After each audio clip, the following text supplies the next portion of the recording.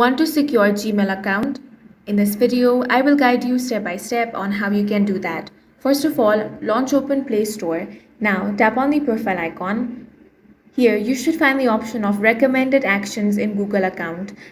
If you get that, you need to secure your Gmail account. To do that, tap on Manage your Google account. Now select the option of security. Now scroll down and here you will find the option of recovery phone and recovery email.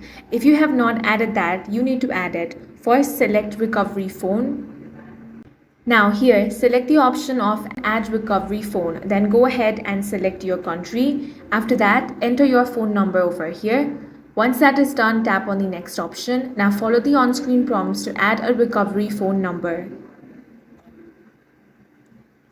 Once that is done, head back. Now tap on recovery email. If you have not already added it, go ahead and add your email address over here. Again, you want to follow the on-screen prompts to add your recovery email. In this way, you can easily secure your Gmail account. If you found this video useful, make sure to hit the like button and subscribe for more videos like this.